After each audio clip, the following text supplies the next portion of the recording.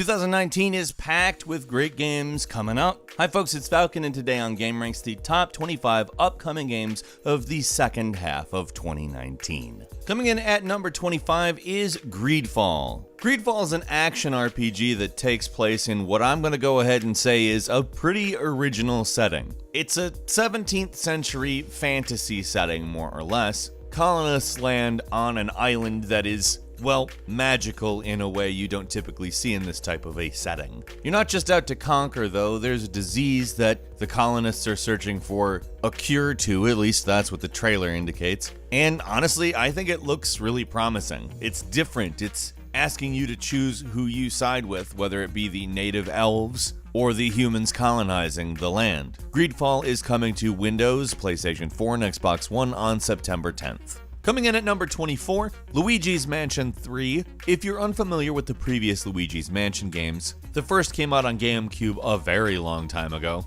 way back in 2001. The second was a sequel created specifically for the year of Luigi, back in 2013, and we're finally seeing a third, which is significantly upgraded from the previous ones. Of course, the Switch is way more powerful than the 3DS, and follows the same idea more or less. Luigi is in a haunted mansion with a vacuum cleaner, and it's 2019 and I can't wait to see what Nintendo comes up with for that. The first two games are great. I love Luigi's Mansion and I just cannot wait to jump back into it. It has the perfect release date too. Luigi's Mansion 3 is coming to Switch on Halloween.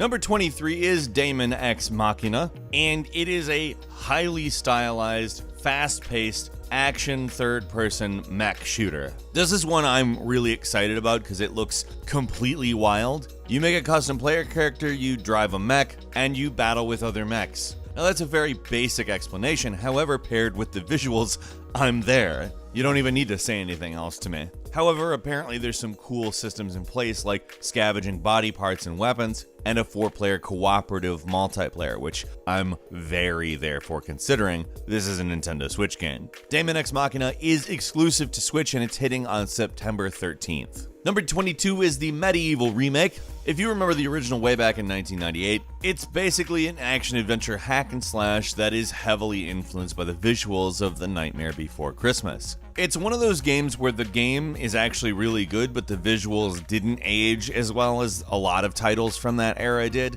And I would say it's in part because they were going for a specific look that wasn't really possible with technology at the time. However, remembering that's kind of the point of the remake. The new version of Metis Evil will be coming to us in 4K, with very detailed character models that I think actually achieves what it was trying to do. It's very cool looking, and I cannot wait to play through this game once again. The Metis Evil remake is exclusive to PlayStation 4 and is coming on October 25th. Coming in at number 21, Ancestors: The Humankind Odyssey, which is a third-person survival game where you start as an ape and literally evolve into a human, in theory. More or less, you control an ape clan, the ape clan needs to survive, and you need to help it survive as the clan grows and evolves. You'll be able to play different roles in the ape clan, and honestly, it's a very different approach to a survival game in my eyes. It's also made by the Assassin's Creed creator, who left Ubisoft and created his own studio.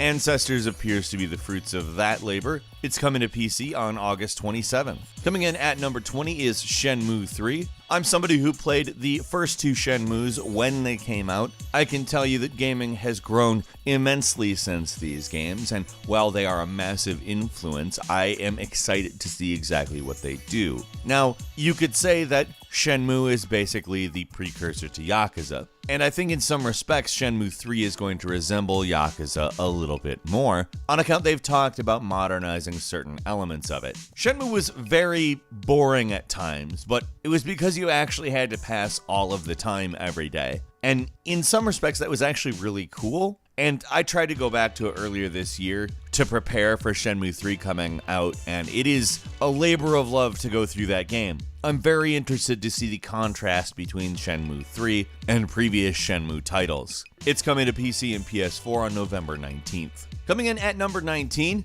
Wolfenstein Youngblood, a co-op Wolfenstein game set in the 1980s, Nazis still occupying everything, world still a dystopia. Honestly, looks really good. I'm excited for this game, and I have been for a while. They announced it a while back, and it's kind of been a waiting game. because it does look like a different take on the series, and I'm interested to see where that goes. Wolfenstein Youngblood is hitting PC, PS4, Xbox One, and Switch on July 26th. Coming in at number 18, The Legend of Zelda Link's Awakening is a remake of the old Game Boy title. And a hell of a Zelda game that is. However, it is of course a Game Boy title. There's not really a lot of ways to play a Game Boy title, and Game Boy games are two-color anyway. This is a good solution as far as I'm concerned. I really think this looks cool. I love the art style they've picked, and I'm really excited to go through the game again. Legend of Zelda Link's Awakening is exclusively hitting Switch, of course, September 20th. Number 17 is Marvel Ultimate Alliance 3: The Black Order, which comes to us from Team Ninja, and is the first exclusive Nintendo title in this series. If you're not familiar, the previous two games are action RPGs with 4-player co-op. I imagine this will translate well on the Nintendo Switch, and honestly, I like Team Ninja and I'm interested in what they do with this series. Nintendo is publishing the game, so it is an exclusive for the Switch, and it's coming July 19th. Coming in at number 16 is Fire Emblem Three Houses, the first new mainline Fire Emblem to hit a full console, but the full console is also the handheld console, so it seems like an obvious move. For those unfamiliar, Fire Emblem is a tactical role-playing game series.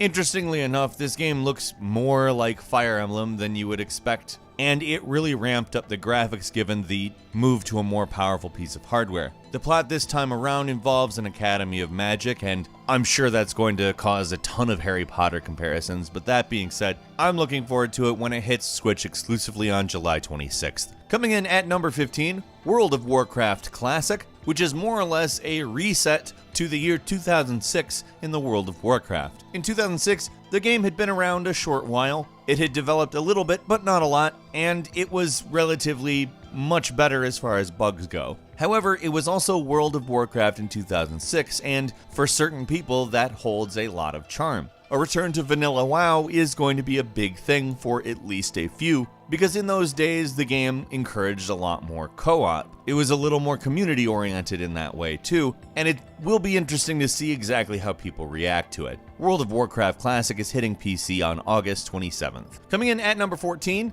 Astral Chain, the newest Platinum Games game, led by the lead designer for Nier Automata, and it shows. The footage we see here very much reminds me of Nier Automata, which doesn't bother me at all. The game concerns an invasion by a living weapon called the Legion, and it looks like a typical, very high-style Platinum Games affair, albeit with a slightly new, clearly post-Nier Automata aesthetic. In fact, if you take that game and add a whole lot of neon color, you wouldn't be far off from what this looks like. In that respect, I am quite excited. Astral Chain is hitting Switch on August 30th. Coming in at number 13 is Control, the latest game from Remedy Entertainment, which definitely looks like the next in a line of their products. First, it uses the same engine as Quantum Break. Second, a lot of Quantum Break seems apparent in its DNA. However, Control seems to take place in a very interesting setting called the Oldest House, a huge, featureless skyscraper in New York City, referred to as a place of power in-game. It's apparently also built like a Metroidvania, and for me, the idea of a Remedy game combined with a Metroidvania sounds quite interesting. There's obviously a supernatural element of it, and there are some elements where they even say you might be in charge of building the story yourself, although I've heard less of that recently. Control is hitting PC, PS4, and Xbox One August 27th. Coming in at number 12, The Surge 2 looks like a proper follow-up to The Surge, expanding on some of the things that make The Surge cool. The developers have noted that they've ramped up on what I'm going to call surginess, as well as the ability to create your own character, and a much wider variety in combat options. The Surge 2 is supposed to take place in a much more vertical fashion, and I think that that's going to work out well because in some respects I think that it's quite a bit more suited to that than your typical Soulsborne game. I'm excited to see how that works out when The Surge 2 hits PC, PS4, and Xbox One on September 24th. Coming in at number 11, it's Grid, the fourth game in the Grid series. This rebooted Grid looks like it's going to be attempting to find a balance between arcade and simulation type racing,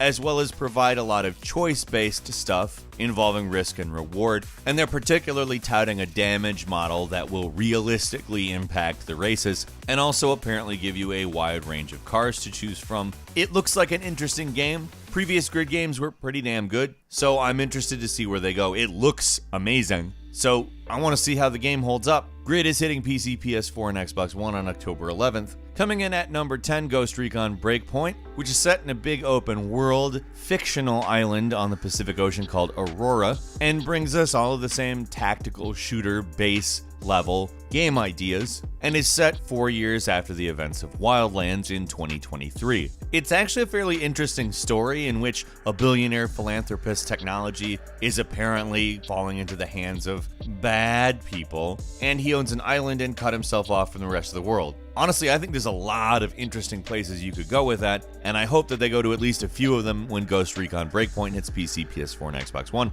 on October 4th. Number 9 is the Dark Pictures Man of Medan, Supermassive Games' foray into multi-platform development in which they intend to create a large sort of cinematic universe for their games, Man of Medan being the first. Now, it looks to be taking a large amount of the approach of Until Dawn, which is a good thing because Until Dawn is a great game. Ultimately, the game is about a crew of people caught on a cursed ghost ship having to deal with its captain. Knowing that as the setting for an Until Dawn style game, I think should work pretty well, and I'm excited to see that. The Dark Pictures Man of Medan hits PC, PS4, and Xbox One on August 30th. Coming in at number 8, Call of Duty Modern Warfare is a soft reboot to the Modern Warfare series, intended to take place in a quote-unquote realistic and modern setting. Now, the intent is to provide moral choices that are not only, obvious moral choices, but also tactical oriented,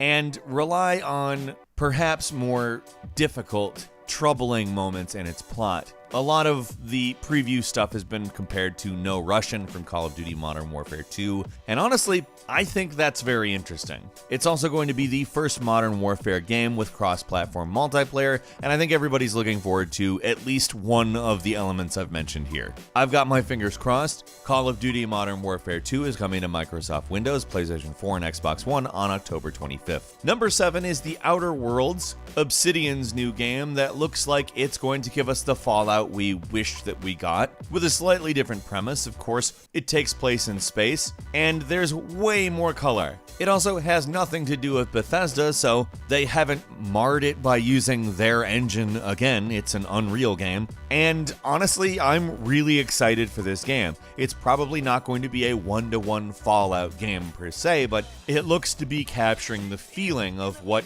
everyone loves so much about New Vegas. And I'm there. I'm really, really there. The Outer Worlds is coming to PlayStation 4, Microsoft Windows, and Xbox One on October 25th. Number 6 is Gears 5, which although is the first game in the series not to say Gears of War, I think we all know that it's Gears of War 5. It focuses more on Kate Diaz, which, let's be honest, the first in this new trilogy of Gears games, pretty much did the same, although the entire cast is pretty much back, and although in the previous game, it functioned kind of like Mad Max, in which you were there for Kate Diaz's story, you're now Kate Diaz, and I think it's going to work out well. The first had some growing pains, but I think the second is going to develop the story because it actually starts to deal with her origins, and that's a big chunk of the story, and I'm interested in that. Gears 5 is coming to PC and Xbox One September 10th. Coming in at number 5 is Doom Eternal, the sequel to the highly successful 2016 reboot of Doom, and in a lot of ways looks to continue on that path. Everything looks bigger, everything looks much more apocalyptic, and there's a shotgun with a grappling hook. I repeat, there is a shotgun with a grappling hook. I'm sold, period. You don't need to tell me even anything else. That's all I need to know. It's more Doom. And Doom Eternal is coming to PC, PS4, Xbox One, and Switch on November 22nd. Coming in at number 4 is Pokemon Sword and Pokemon Shield. How can you not be excited for these? They're two completely new full Pokemon games, and I'm quite excited to get into them. Now, what's shocking is these are actually the first Pokemon games that look like this. I mean, full Pokemon games. it really looks like a hell of a lot of fun. Of course, they're core Pokemon games, so we know what to expect gameplay-wise, but it's really cool to see all of these different elements expressed visually, and I'm very excited for that. Pokemon Sword and Pokemon Shield are coming to Switch November 15th. Coming in at number 3, Star Wars Jedi Fallen Order, a game that looks very much like it could be very, very good. However, in the gameplay demo we've seen, we do have to address the fact that some elements of it are maybe a little repetitive. Now, it could be very much that they tried intently to not give us any big experiences, any big giveaways, and in a lot of respects, the gameplay itself looks like it is arranged, executed, and controls quite well. And I'm also quite excited for the story it intends on telling, so basically I have high hopes. I am tempering them just a bit gameplay-wise, but I'm excited story-wise. The lightsaber play looks like it could end up being very fun, and in some ways it looks like a more measured version of Force Unleashed. I hope that's the case. Star Wars Jedi Fallen Order is coming to PC, PS4, and Xbox One on November 15th. Coming in at number 2, Borderlands 3. That's right, the third Borderlands. A game that looks like it builds significantly on previous titles. It is, of course, a loot-driven first-person shooter, but it looks significantly larger this time around with a much more detailed graphic style that doesn't look out of place or like it has changed anything, but it does look like a big upgrade. Also, something I'm particularly happy with the addition of is the crouch sliding, which is influenced by Titanfall or Apex Legends. And to see where Borderlands goes from there, I think should be interesting. Borderlands 3 is hitting PC, PS4, and Xbox One on September 13th. And finally, coming in at number 1, it's Death Stranding. Now, this is going to be the game that makes or breaks Hideo Kojima post-Konami, I think. He spent a long time on it, and it's still confusing people on the daily. We don't know exactly what this game is. It's maybe kind of a stealth game, but maybe not. It's certainly bizarre looking, much more bizarre looking than even Metal Gear Survive, which injected cone zombies, I guess. But this gives us a world that's just beyond anyone's imagination, to the point where I just want to play it to find out what's going on. I imagine it's going to be fun as hell, but I want to know what's going on. Death Stranding is hitting the PS4 on November 8th. Couple of bonus games for you, including Monster Hunter World's Iceborne expansion, with a new story that picks up after the main game, and a new locale called Hoarfrost Reach. Obviously, this means a lot more monsters, and Monster Hunter World is a hell of a fun time, so I'm looking forward to it. That's hitting PS4 and Xbox One September 6th. Next is Destiny 2 Shadow Keep, the fourth expansion to Destiny 2, which will bring new content for every single aspect of the game, including new PvE locations, new PvP maps, new mainline missions, and a host of other content. That's hitting PS4, Xbox One, and Windows on September 17th. And finally, Code Vein, which is kind of an anime Dark Souls vampire-y action RPG that looks to be quite dark, but quite interesting. Code Vein is coming to Windows, PlayStation 4, and Xbox One